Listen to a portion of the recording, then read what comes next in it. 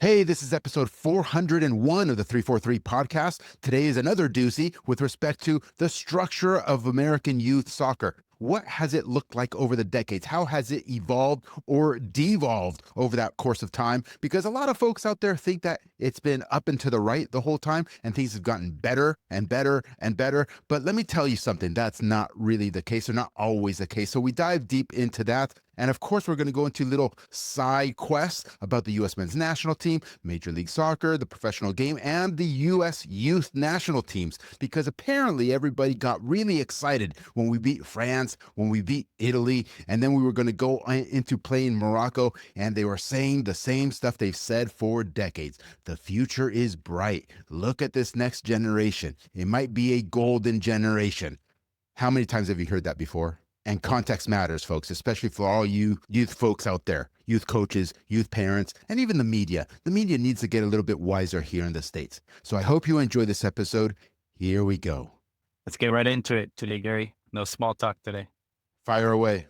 I want to chat today about the good, the bad, the ugly of club soccer in the United States.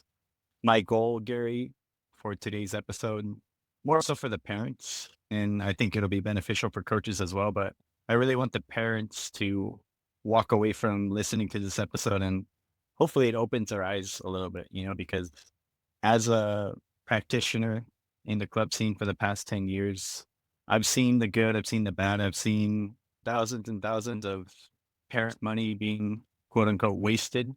And I just kind of want to paint the picture of what the landscape is like today. But before we get into that, Gary, I want to ask you, I think we briefly talked about it before, but when you were growing up, Gary, what was the club scene like? Was there a club scene at all, or was it more just kind of Sunday league type infrastructure, not as serious as it is today, or not as regulated as it is today? Yeah, it's hard to know really because when you're a kid, you're totally not aware of the world around you, Right. first and foremost. And so what existed back then, and what's really cool is nice stories from like Eric Winalda's days. Eric Winalda is obviously a bit older than I am, but still you can kind of say in that sort of region, or even like Landon Donovan, where they got their starts in AYSO. So way back in the day, it was literally just AYSO for the most part. And then the club scene started to kind of come into play a little bit. I would say maybe in the, let's see, I'm trying to calculate based on my age because when I started playing club, I was in the late teens already. So maybe like late 80s, something like that. There was kind of some sort of established, pay to play, quote unquote, competitive circuit that was, you could say, is recognizable even.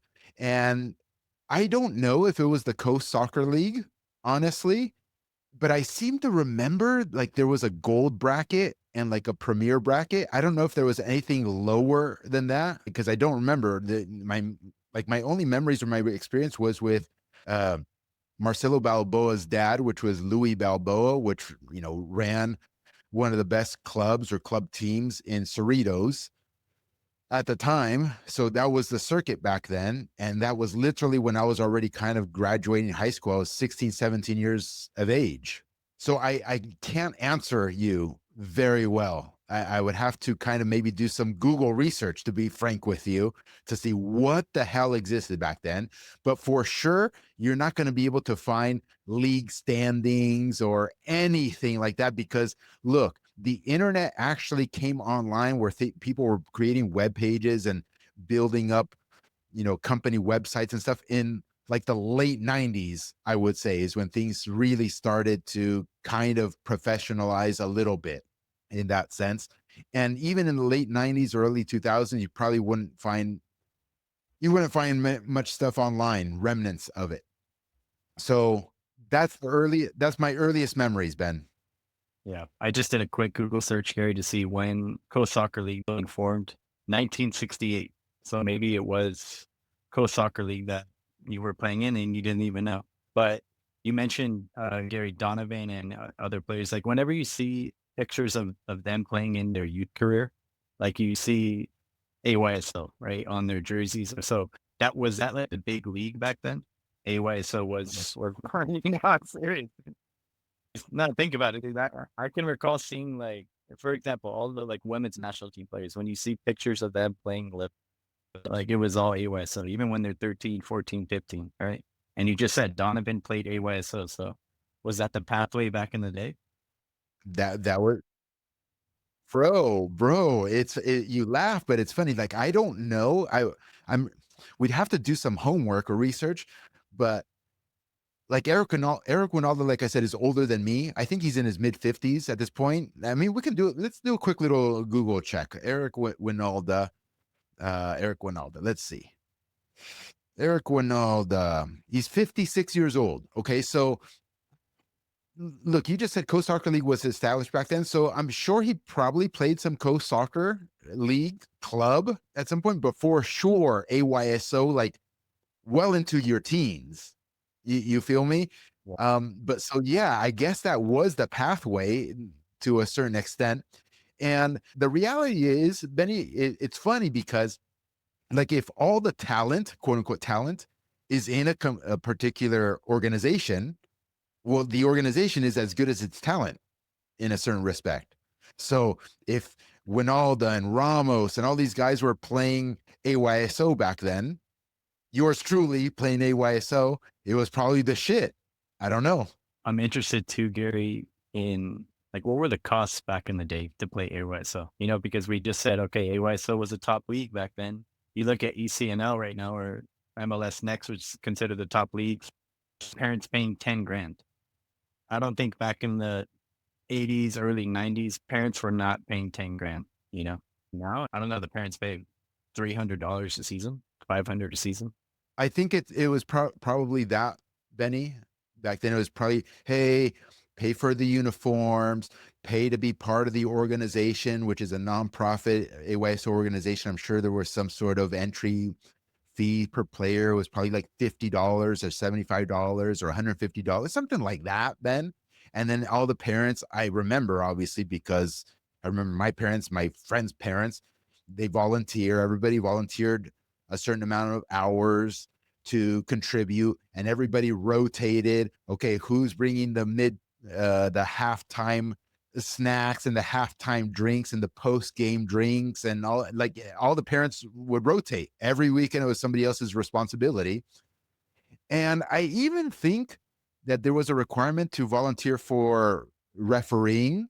Don't take my word for it, but the pool of referees came from the parents kind of volunteering to be the ref. So there wasn't all this professionalized referee training that was officiating the games. None of that stuff was around then. And look, if you go back to how the US men's national team did back in the early days, okay, so we weren't really qualifying all that much. In 1990, we did qualify. 1994, obviously, was at home. So, and they performed very well. And it's interesting because the performance of the US men's national team is equivalent to their performance in modern day in World Cups and in international football. So it's just a curiosity, yeah, that as much as the youth game has been professionalized, quote in quotes, at the senior level, at the professional level, it hasn't had much impact. Yeah. Well, do you think in 10, 15 years? Because if you look at the women's side, Gary, like we talk about all the time how the US women have been successful because the rest of the world basically didn't allow women to play soccer, right? So, and now you've seen Spain, Japan, France, all of these women's international teams, they're catching up, and now all of a sudden they're better than the US. The US is shocking now. So, do you think will the US men's side ever catch up? Let's imagine promotion relegation never gets implemented. We have the same system that we have today for the next 20 years. Are we ever going to compete for a World Cup final? The answer is no, with one exception, which is when you're playing on home soil. So, right now in 2026, when the US plays on home soil, that is a massive advantage, as we've mentioned in previous episodes. Because if you look at when the World Cup was in Korea, Korea went all the way, I think, what was it, semifinal, even when it was in Korea. And you can fact check me really quickly. When it was played in Russia, obviously Russia was eliminated by the eventual finalist, Croatia, barely in the quarterfinal. So Russia did very well. And traditionally, Russia doesn't do shit in World Cups. But since they were at home, they did extremely well. The home team has a huge advantage, Ben. Home field advantage is real. So the only shot the US has to get to a final, I would say, is next year.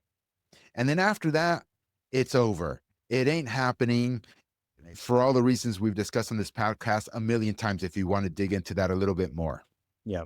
Even if you consider yourself a U.S. men's national team fan, you're hoping that the U.S. gets bounced in the group stage, bro. Because think about it. They make a run into the quarterfinals or semifinals. You're going to have all the pundits, everybody from MLS saying, look at our system, look at what we're producing. We just had an amazing run. Everything's working fine. Look, we just made it to the semifinals. You would almost hope, if you truly want to see soccer change in this country, that you get bounced in the group stage, you know? And if you're a fan, I mean, suck it up, bro. Honestly. I'm torn, Benny. I'm torn as to how I want them to perform for all the reasons you just mentioned, because massive failure is what stimulates change. And that goes for absolutely every organization and every individual, not just in soccer, across all professions, across all walks of life. Massive failure is what incentivizes you to actually take action and change your life and change the way that you conduct business. So I'm all for that. The challenge for me is they might blame it on the big bad foreigner, which is Pochettino. And so that gives them the political capital to then get one of their monkey MLS coaches to be the men's national team coach. And we can't have that, Benny. We cannot have that. We need somebody who is legit leading the U.S. men's national team, not for performance reasons, but for reasons of being having the largest microphone in all of American soccer, and then educating the fan base and the media one way or another, right, as to what reality actually is. I'll give you an example.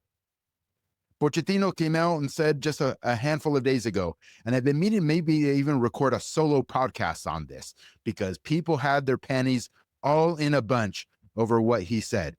He was asked by a reporter, journalist, quote unquote journalist, reported like as if we fucking had real legit fucking journalists in this country. Okay. He was asked something about the missing players. Oh, what about, the players that aren't being called up, kind of like why and that stuff. Fine. Totally valid question. Pochettino's response was like, I'm paraphrasing. What is it with this question? Why are you guys asking me, why is this player not here? This player not here? This player not here? He's like, we're not talking about, I would understand it if you're talking about Messi or Pelé or fucking, Neymar, or Ronaldinho, or like, I would understand that. But the players you're talking about, I'm paraphrasing, reading between the lines. The players you guys are talking about are like, whatever, it's just another player. Yeah. And people fucking had a cow over this. A cow. Oh, like Pochettino, what an arrogant prick. What kind of a response is that? That's a non-answer. No, it is a legit answer. You just don't want to hear the answer. You don't want to look at yourself in the mirror and realize what I've been saying for fucking forever, Benny, for years, that there is no such thing as an A team or a B team or a C team here in the United States player pool, because they're all basically the same level of player. They're all basically the same. Nobody fucking is super special around here. Okay, maybe Christian. I'll make an exception for Christian. Maybe one other player, two other players, maybe are exceptions, are as super outliers compared to whoever else is in their position. Everybody else, they're all for the fucking same, more or less. But the American public, the American fan base, the American media, they don't want to hear that.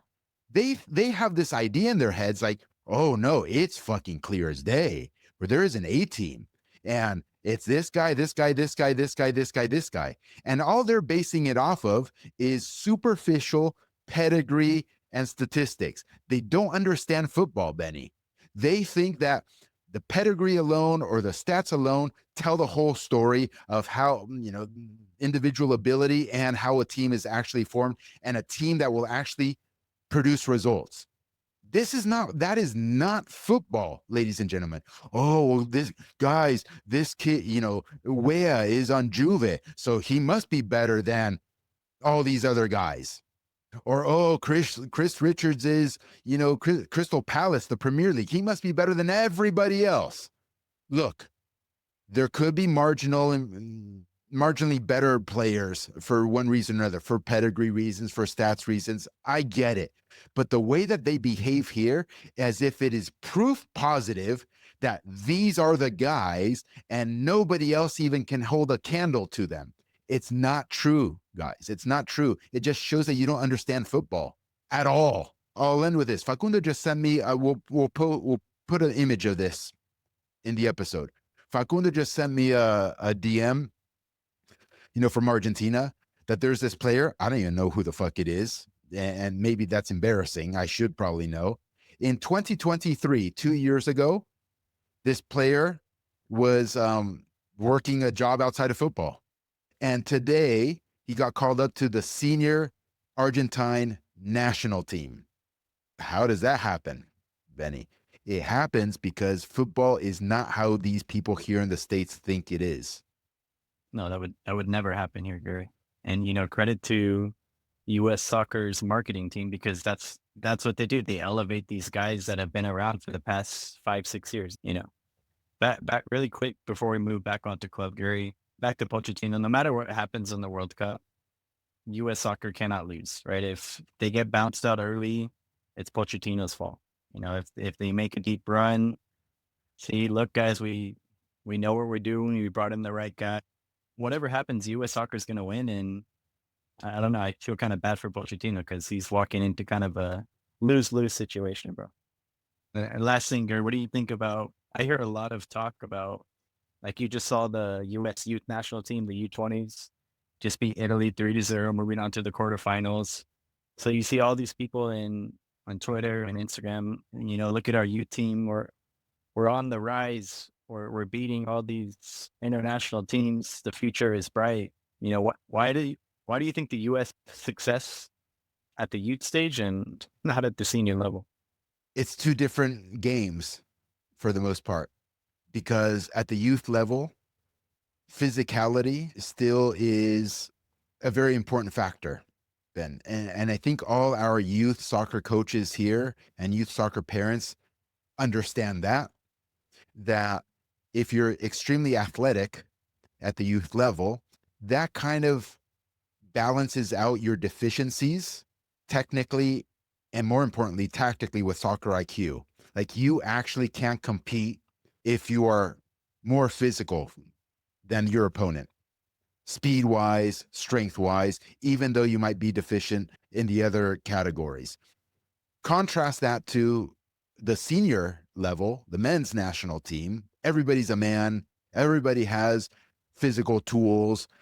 That advantage that you get when you're a kid, even at U20, which is 18, 19-year-olds, disappears for the most part, unless you're an outlier like Mbappe, who can just run by people, okay? And which is few and far between.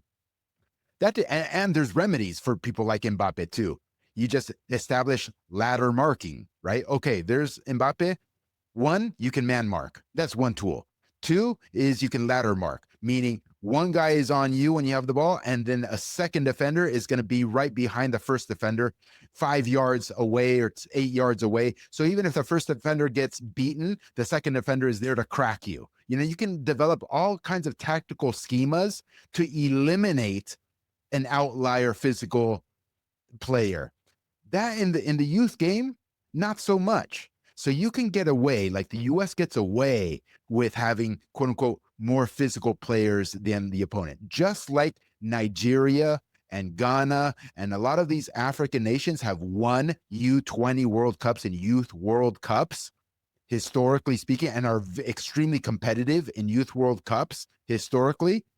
But at the senior level, it all collapses, doesn't it? It doesn't translate anymore. That's the reason why success at the youth does not necessarily translate to success at the senior team for those reasons, Ben. So I laugh. Now the U20s, yeah, the U20s beat France. Okay, first off, do you even know the context? We're the best and brightest French U20s on the U20 World Cup squad. I don't even know because I'm not even really following. It's not that interesting to me.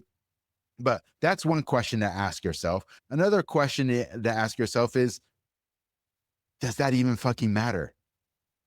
Are you telling me that this crop of American U20s, when they grow up to be senior players, are going to be better than the crop of U20s in France when they grow up to be senior players? Give me a fucking, what a joke of a fucking extrapolation. What a clown show, Ben. What a clown show. So everybody's all hyped and this, oh my God, the future is bright.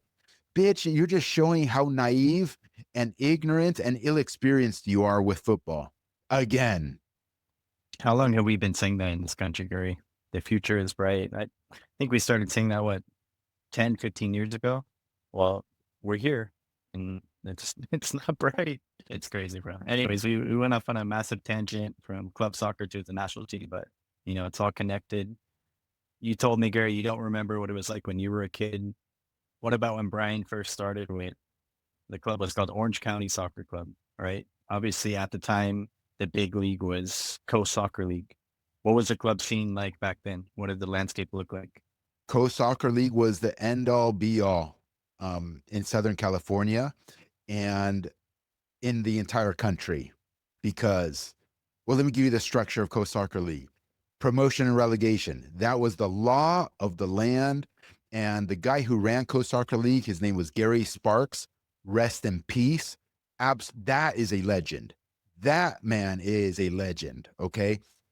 He understood meritocracy. He understood, no, you want to compete in one of these brackets, you have to earn it. You have to come in first or second place of the lower bracket, lower division, for next year, next season, for you to compete in the higher division. Pure meritocracy. I don't care if you're a mega club here. You're not going to tell me where your teams are going to play. That doesn't exist, bitch. Oh, you formed a new team? Pats or Irvine Strikers or Real SoCal, all these mega clubs, mega clubs, the best in the country, Ben. Oh, you formed a new team? You start at the bronze level, which is like the lowest level, which is 5 tiers away from the top level. Doesn't matter. You start there. Earn your way up, bitch. Okay. So he created this meritocratic system.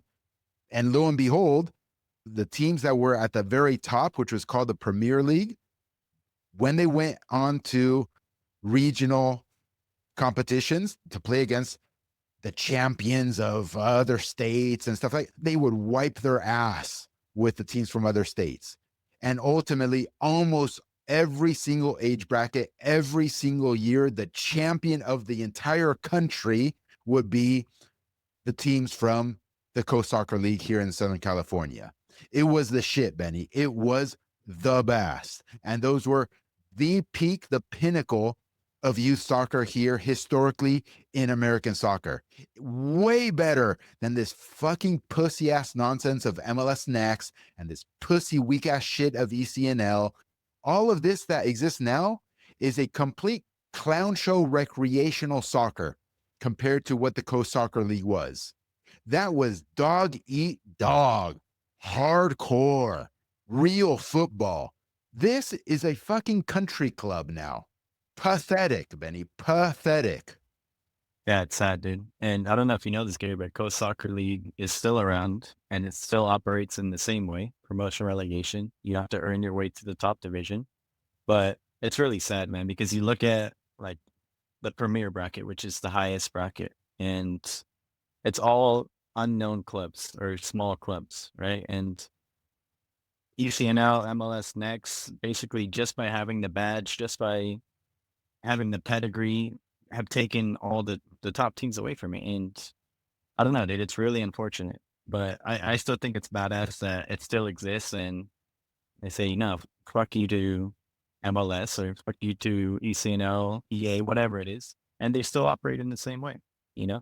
Yeah, but Benny, they're irrelevant now. It doesn't Yeah, that's matter. the thing. That's the thing. And that, They're yeah, that, complete everything that they accomplished, which was the absolute maximum. Benny, I've been around a while. I've lived that, and I've lived what came after that, and I've lived what exists now. It is not even close of a comparison as to the intensity, the competition, the concentration of talent, all of it, the coaching quality, all of it was way superior back then. And what effed it all up is when US Soccer came along in 2007 and formed the US Soccer Development Academy, they created a closed walled garden, a monopoly basically. They said, "Hey, we're going to institute this new thing," which on the surface seems great, Ben. It's great. We should nationalize. I agree. It's good to nationalize the leagues, okay, to integrate them all into one cohesive pyramid. But that's not what they did. What they did is they created the Development Academy and they did not implement promotion and relegation at all. They said, we're going to allow this club, this club, this club, this club, and that club into our system and nobody else. And you can't earn your way into the Development Academy.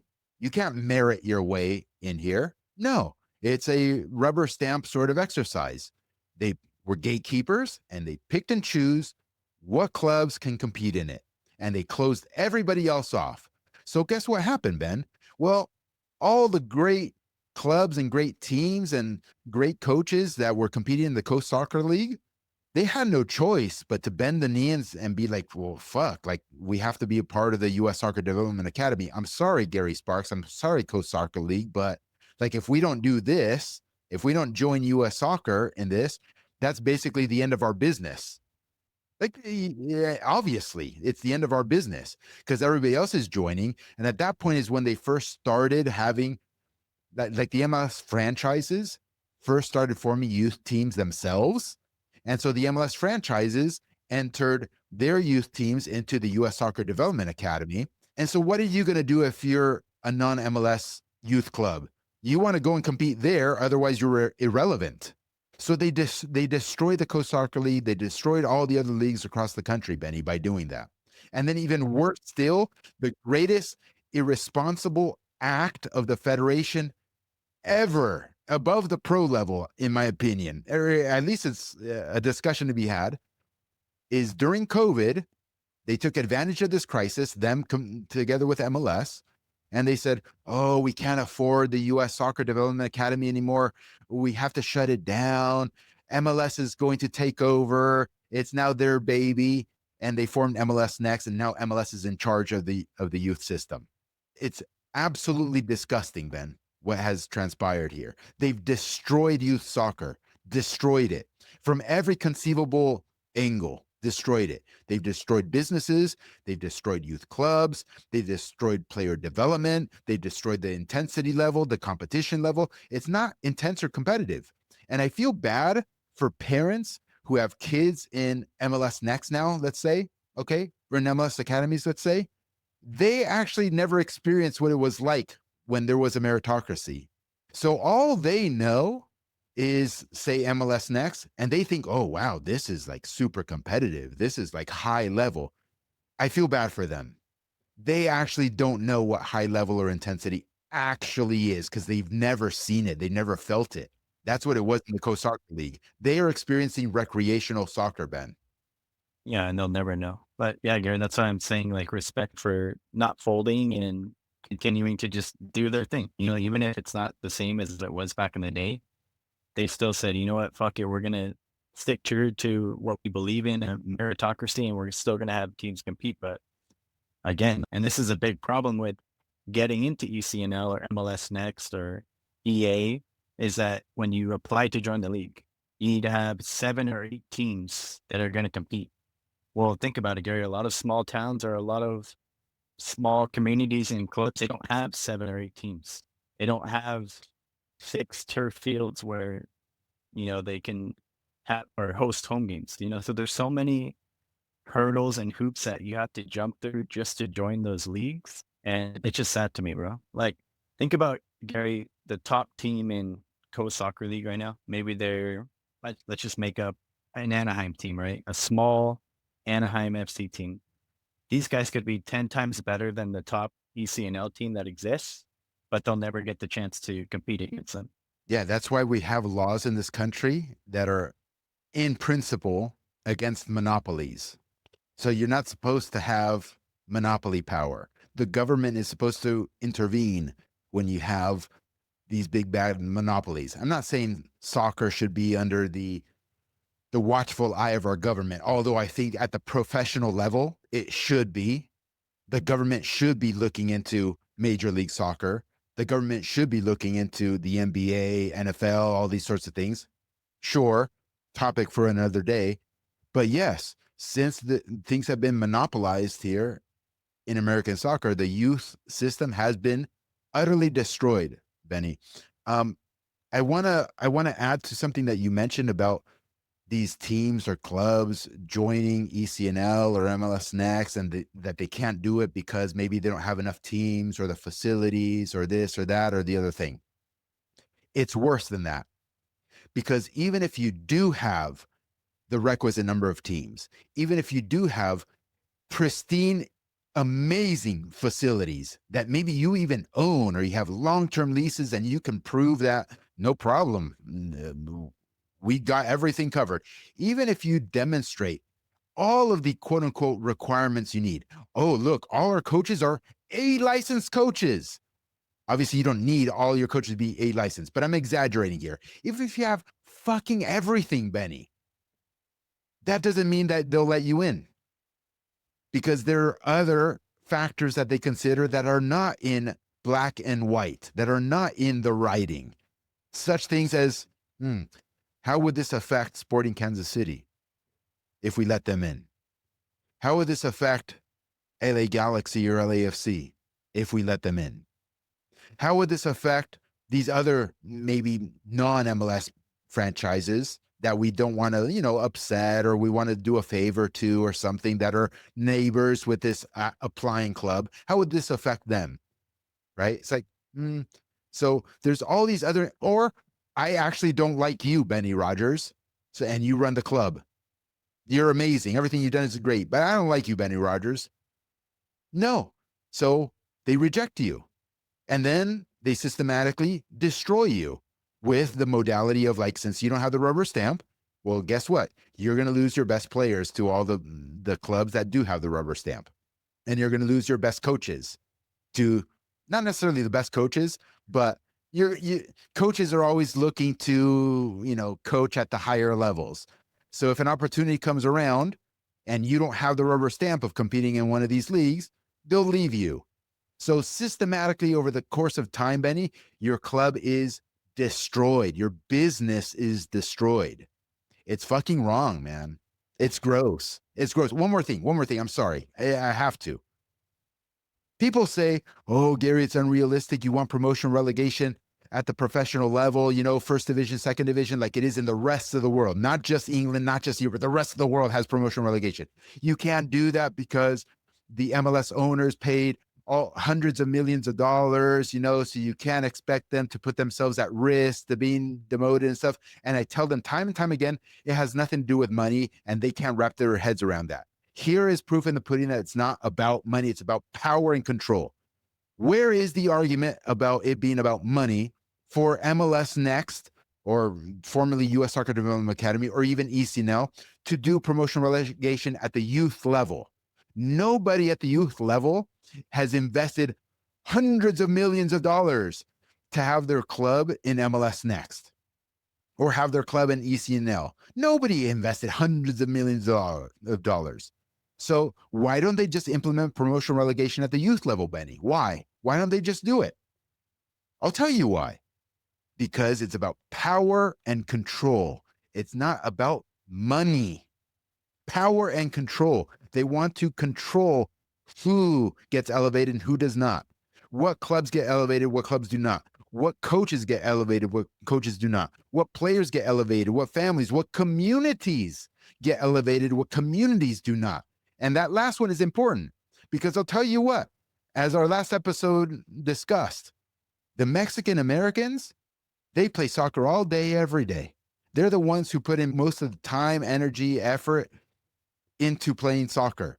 They're the better players on average than everybody else.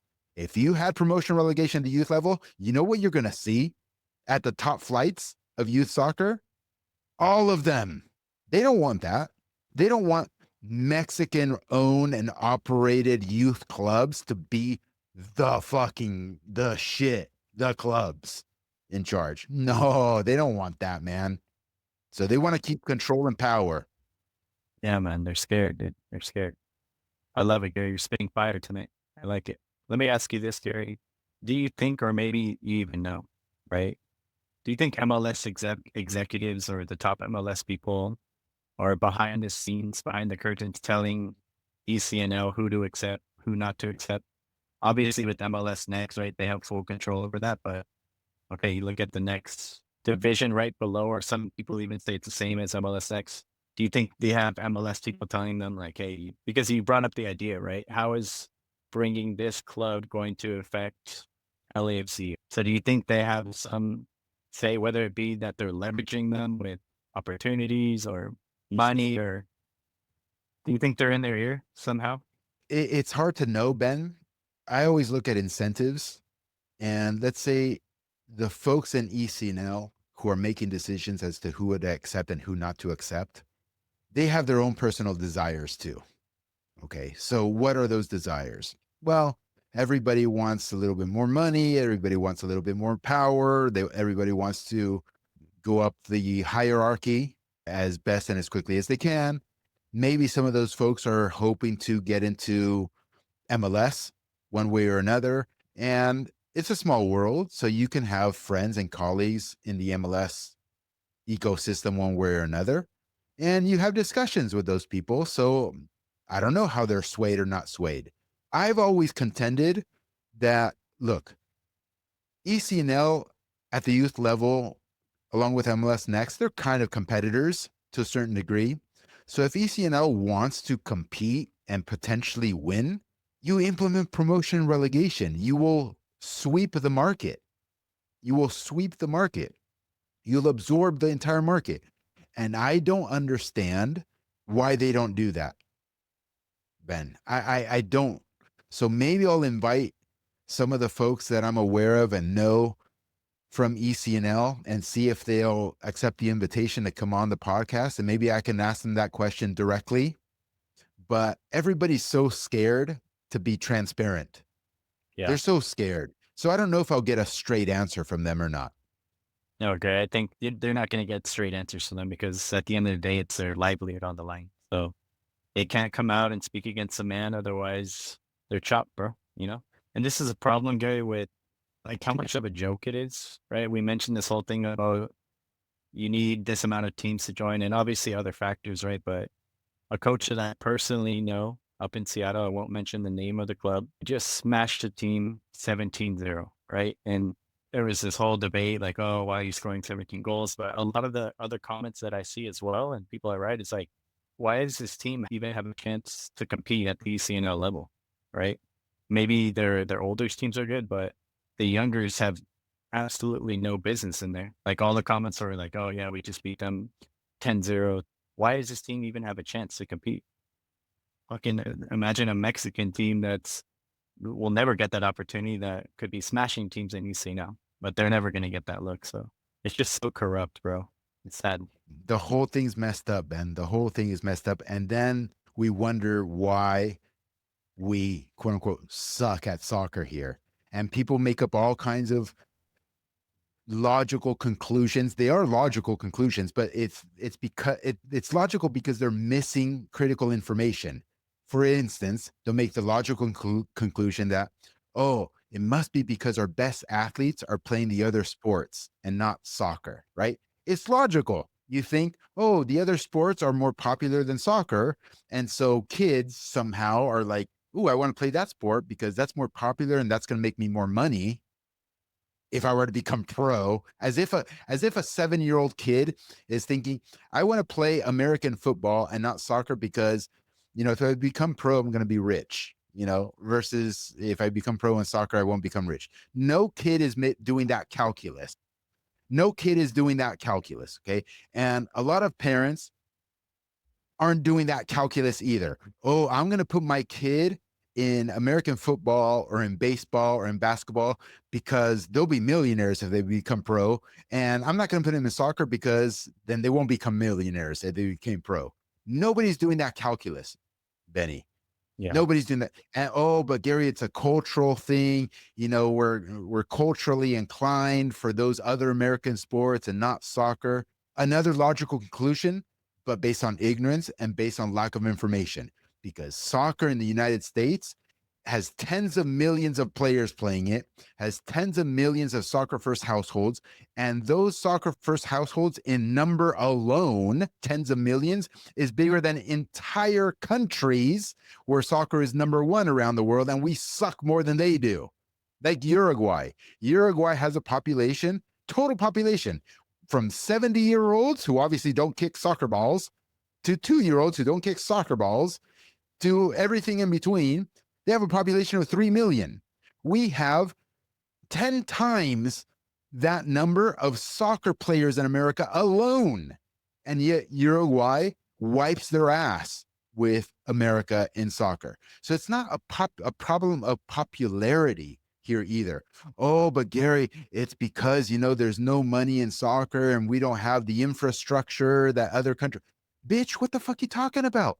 If you go to Europe, let's stick with Uruguay, but I can go anywhere in the world. I can go to Ghana, Nigeria, all of Africa. I can go to almost all the countries in Europe. I can go to Portugal. I can go to Belgium, and we can zoom into their infrastructure. I can even go to Argentina, okay, and look at their infrastructure of their professional clubs.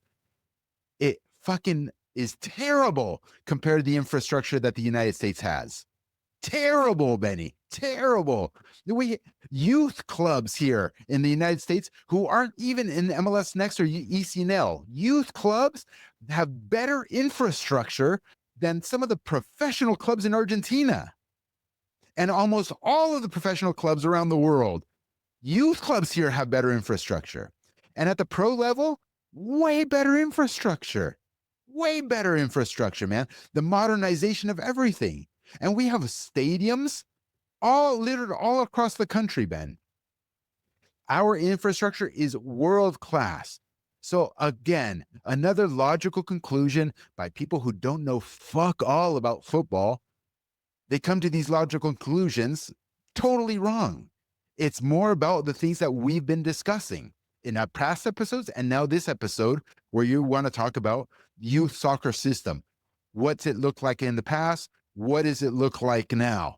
You go to any D1 or even D2 soccer facility, their locker rooms, team rooms, even the field, guarantee it's better than any second or third division in Europe. You know, I think it was Joe, the guy from Soccer Easy. You recorded with him maybe like 7 or 8 months ago, and he was saying how he's had all these D1 college soccer or former soccer players come over and they're playing in a professional league in Europe and their locker rooms are shocking and they're looking around like, what the fuck is this, right?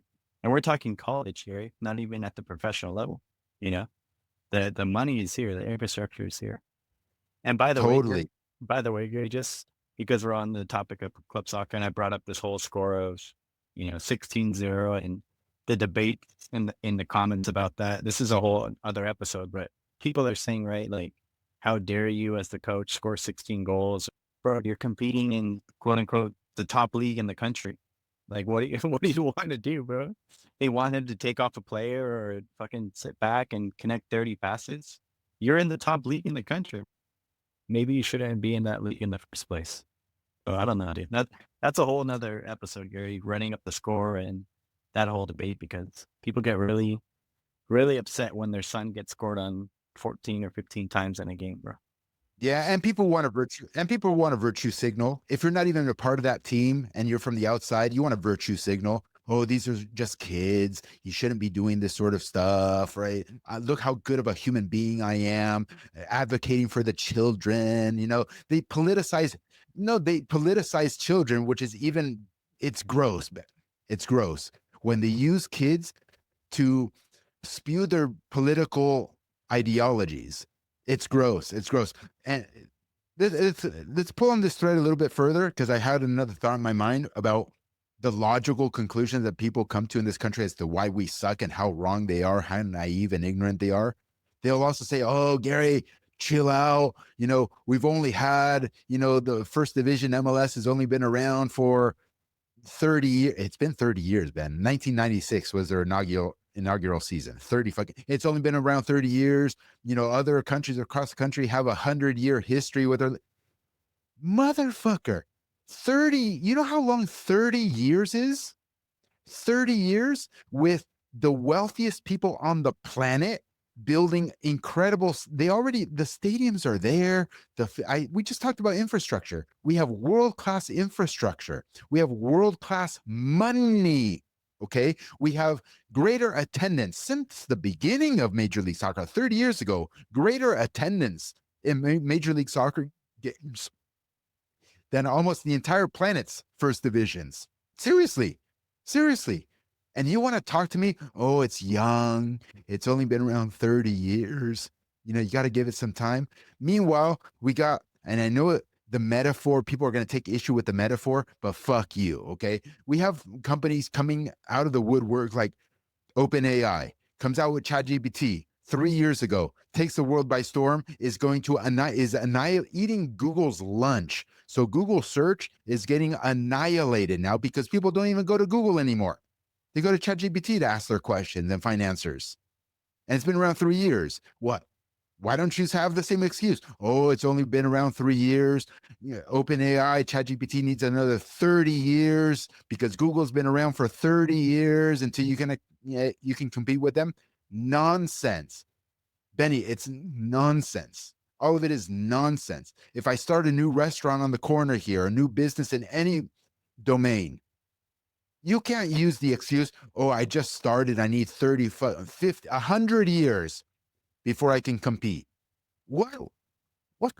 How brainwashed are you? You've been brainwashed. No, you've been brainwashed by the corporation, because this is a narrative that comes from them, from MLS itself. Oh, we just started. We're a young league. Obviously it takes time. The future is bright, though. Chill out. They want to be given a 100-year runway to then be able to be judged as to whether they've been successful or not. They want the excuse. We need 100 years, guys. Cut us some slack. Cut us a 100-year slack. What fucking... But Benny, in what world do people believe that bullshit? And they believe it. It doesn't take a fucking 100 years to develop and to become a top competitor in the world. But look, as long as we're on that topic, along those lines, Ben, England invented soccer or football. Yeah. And they've had it for over 100 years. Okay, so what's the excuse for England not being the global superpower or a global superpower? Why aren't they up there with Brazil and Argentina and France and Germany and Spain now and Holland? No, England is like, whatever. They think they're heavyweights. Right. And a lot of their marketing, and because of the Premier League, a lot of the world thinks like, oh, England, oh, wow, be careful, heavyweight or whatever, contender for the World Cup. But let's be real. They're not real contenders. And they've been around for 100 years and, quote unquote, have the best league in the world and have the most money in the world and have the deep cultural, underpinnings for football itself, like hardcore culture. And they're not spread 3,000 miles wide like the United States. Everything is dense and highly compact in a small little country area. So scouting is easier, recruiting, everything is easier. Okay. So they have all the ingredients, right? Supposedly, according to American soccer logic. Why do they fucking suck? Why are they mid? What's the excuse there? Okay, so there's more to it than meets the eye, isn't there? Oh, but Gary, they have promotion relegation. Ha ha ha, I caught you. They have promotion relegation. Why aren't they the best? Well, motherfucker, everybody has promotion relegation. Argentina, Brazil, Holland, France, Portugal, go down Spain. Everybody has everybody has a meritocracy. Okay, yeah. So that's not the issue. It's something else, isn't it? Yeah. Paul Spacey's going to be sad, dude. Paul's a good guy. He is, bro. But what is the problem with England though, bro? Why aren't they I mean, you just said it. They fucking invented the game. They have the best league in the world, or some people would say, you know? Why aren't they competing for a World Cup title every 4 years? Well, I'll tell you the view that I have, which I don't think I invented, right? Obviously, I've been very influenced by Argentine culture, South American culture, and other European nations. Everybody historically, because it was true, okay, viewed England as having a particular playing style, which is very direct. That's where quote unquote route one came from. Go direct. You got your fullbacks or your back line has the ball, launch it forward, launch it into the channels, have your like your wingers or your forwards run onto it and try to score goals that way. Or when you do have it in the channel on the outside, serve it into the mixer, cross balls into the box just as much as you possibly can, and maybe something good will happen. That has been their philosophy. That has been their DNA for decades, Benny. That was their DNA. That doesn't cut it. That is a suboptimal philosophy in soccer. Suboptimal. Okay.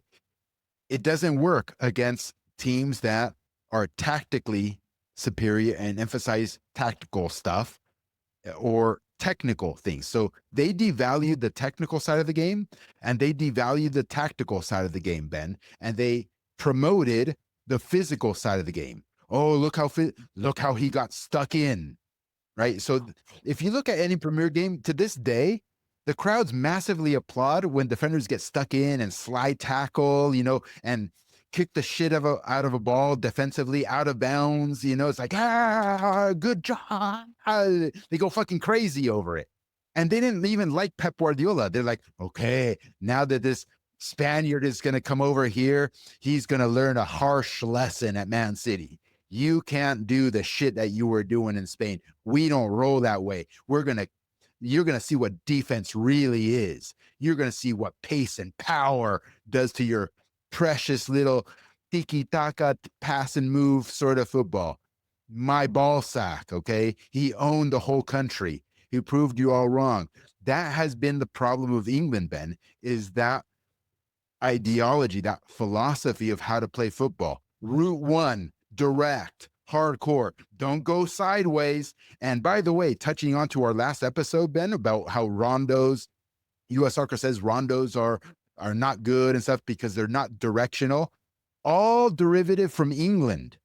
All of that shit is a cultural influence over decades from England onto the American soccer landscape.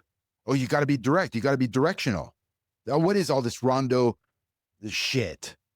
It's all England influence. All of it, dude. And so here we are. We're still living with, looking up to the motherland, which is England. We're derivatives of England. And we want to be like the Premier League too. We want to have that sort of game model over here. Good luck to you, America. You're modeling yourself after a fucking perpetual loser, a perpetual mid nation at football. No, I wonder if there can be a correlation made, because how long have you said that soccer has been around in the US, would you say? 50 years? No, 100 years. The U.S. 100. Open Cup is 110 years old, or however, it's over 100 years old. I was just going to say, because like for England, it worked out once for them, right? They won the World Cup once. And I just looked it up, 1966, but ever since then, nothing, bro. Wondering if at that time when England won, when soccer was starting to become more prominent in the country, it's like, oh, look at England. They just won the World Cup. Let's try and model our playing style off of them. Big, fast, strong, direct, route one. These guys have it all, It's crazy, bro. Yeah, yeah, man. You also have to consider, again, like we've discussed earlier in the episode, England was the host nation at that World Cup that they won. Sure. They were the home country. So take that with an asterisk. Very true. All right, dude. Let's end the episode on club soccer, because that's what, what we wanted to talk about today.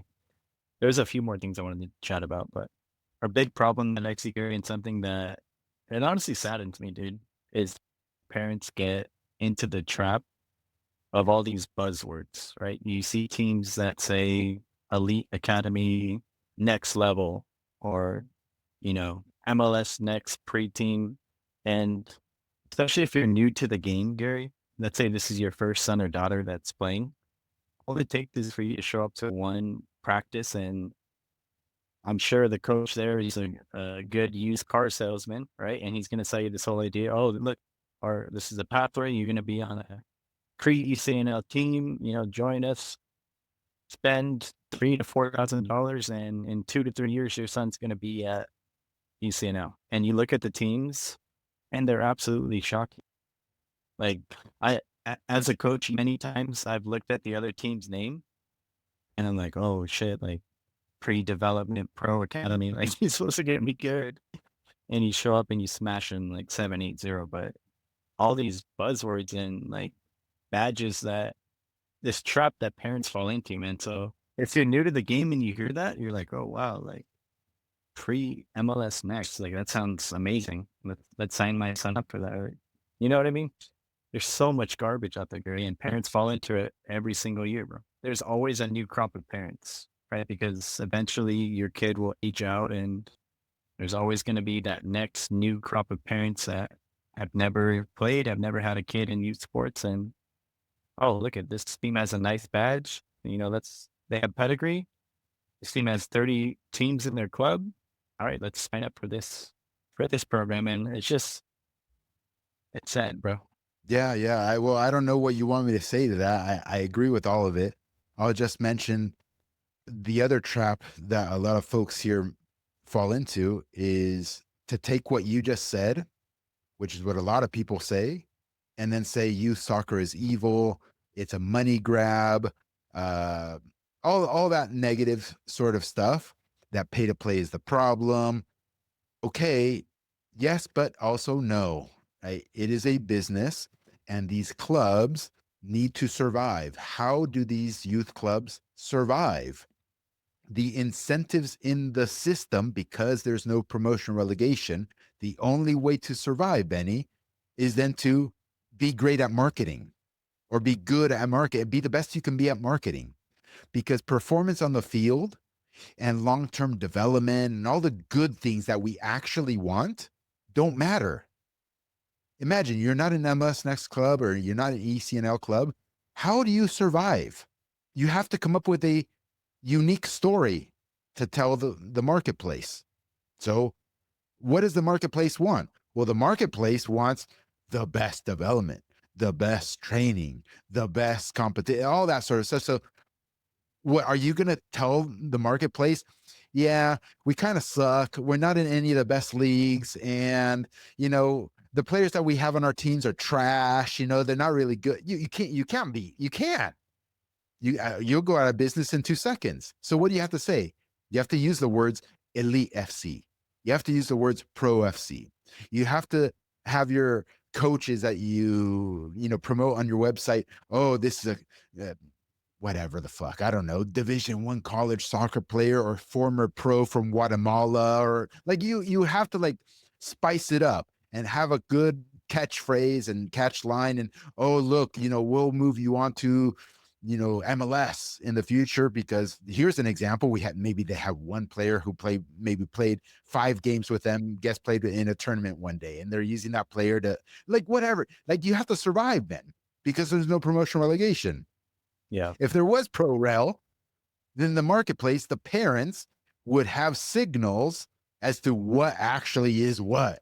I don't blame them, I guess is what I'm saying, Benny. They Yeah, have no, they I have get no it, bro. they have no choice. I get it. I'm pissed too. But they are left with no choice but to bullshit the marketplace. Yeah.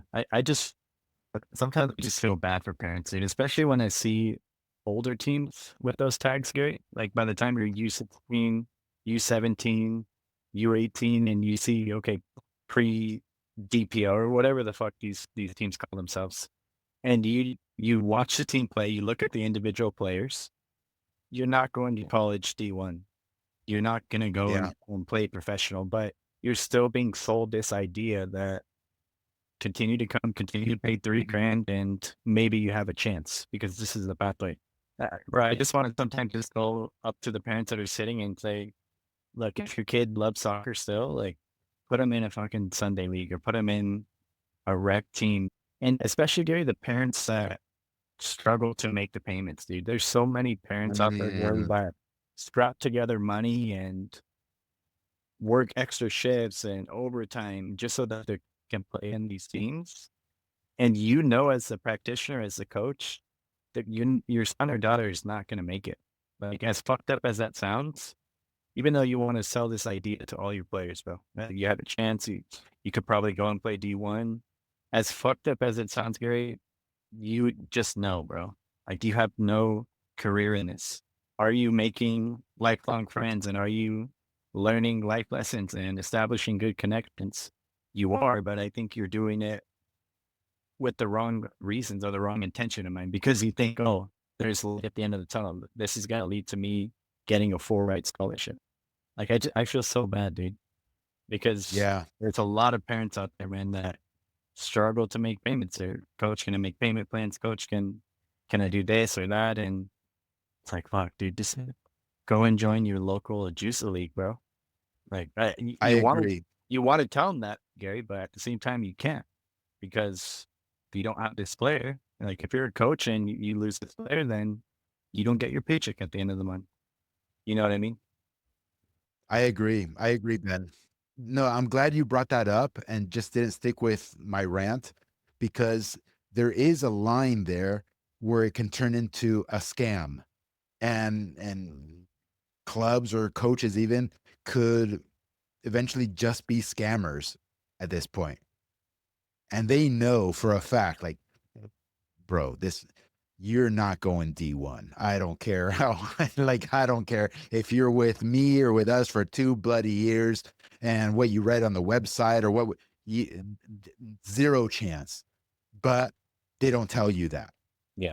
and I can understand and appreciate coaches not being completely transparent or clubs being completely transparent because to be honest with you, Ben, total and complete transparency in everything, like human civilization, I think kind of falls apart sometimes. Like brutal honesty, unvarnished to the max, like straight up. Like if I told you, Benny, fuck Benny, you fucking stink today. Like whenever like you can't get along with people. Like there is a little bit of lubrication that has to happen. So total transparency is a disaster because I'll tell you what, at all the levels people will be getting brutal honesty and relationships will be broken instantaneously too. Even at the pro level. It's like even pro players and like it's like, bro, you think you're going to Europe? It's a fucking joke. Like never gonna happen. Or bro, you're playing USL championship at this age or USL League One at this age and you ain't making it.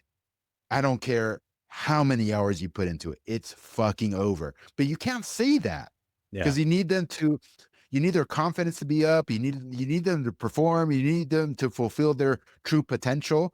So you can't just destroy them either. But I take your point, Ben. There are scammers out there. And I do feel bad for the parents who just get scammed left, right, up, and down. Yeah.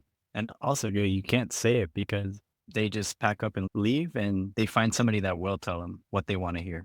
You know what I mean? And Totally. Gary, don't get me Totally. wrong, Gary. Like if you're 8 or 9 or 10 and the kid's goal is, hey, I want to go and play college soccer and he's not the best at the time, there's still hope. I mean, you can still train and get better and put in all the work. But I'm talking about like the older kids, man, like 15, 16, like you just know, bro, there's just no way. And you're still being sold this idea of, hey, 4 grand a year Yeah. and this is gonna put you on a college roster. It's really sad, dude. Yeah. It is. No, and hope is a crazy drug, Ben, because Yeah. if there's even a shred of hope, then that sometimes can be used against you. Like though, I don't know, just off the cuff here. I'm sure you've seen like Tom Brady's NFL trials, when back when, he wasn't Oh, even an yeah, yeah. NFL player. Like shocking. The guy is Tom Brady's not an athlete. Not an athlete. He runs like I don't know, some dude, off the middle of the street, not an athlete, not muscular, nothing that you want to see in a quarterback.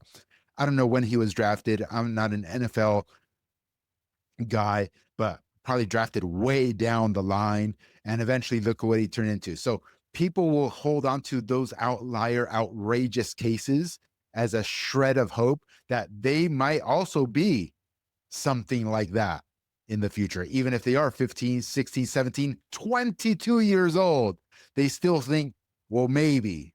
Yeah. The other thing too, Gary, that I just thought of it right now is like the whole notion of the second and the third team in the club, right? Let's say the first team is in the top flight, very successful. By the time you, Gary, you're 15 or 16, and if you're not on the top team, it's like, what are you doing at that point, bro? Because what I guarantee you, what the club is telling you is, here's a pathway to make it to the first team in this club.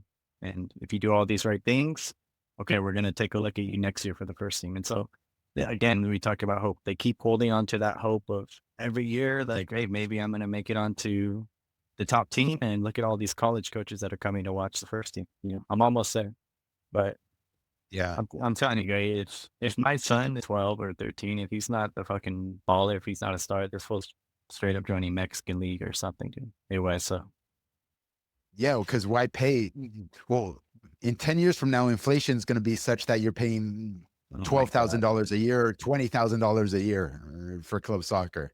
There's no chance, dude. No chance. Unless this was happens to be fucking messy or something, there's no way. We talked a lot about the bad, about the problems in youth soccer. Is there anything good out of all this, Gary? Out of MLS Next, ECNL, the club team right now, how it currently is? Are there any good things or things to be positive about? Fuck, man, it's a hard question. I as much as people think that I'm not a glass half full type of guy, I definitely am a glass half full type of guy. Otherwise, I wouldn't be doing this podcast. I wouldn't be working in soccer. I would have left a long time ago if I didn't think that what we're doing, Benny, you and I, us together, 343, everything. If I didn't think there was a hope in the world, I would just abandon it. So it's an optimistic action that I'm taking by continually doing what it is that we're doing, Ben. So that said, it is hard to find the good in youth soccer in the United States. It's very difficult because I know what it was like in the past, which was way better, which is the exact opposite of what modern people think. They think it's way better now than it was in the past. It's the exact opposite, Ben. What is better? Maybe here, I'm just going to try to play devil's advocate, but I know what I'm saying is kind of wrong anyway. By them creating a monopoly at the top levels or top level of youth soccer, they've effectively created, and this was their intention also, created a funnel to naturally attract and get the quote unquote best players without having to do any work. So you would think in principle that there is a higher concentration of top talent in the top league now in the country than there was before. I don't believe in that because when you have a monopoly and you have a gatekeeper and you don't have a meritocracy, the flux of players in and out of the top level and the top team or top teams decreases. There isn't this churn, this natural cream rising to the top based on meritocracy. So you wanted me to say something positive. I'm saying something negative now, right? But okay, I God, it's hard. It's hard, Ben. It's hard. It's positive.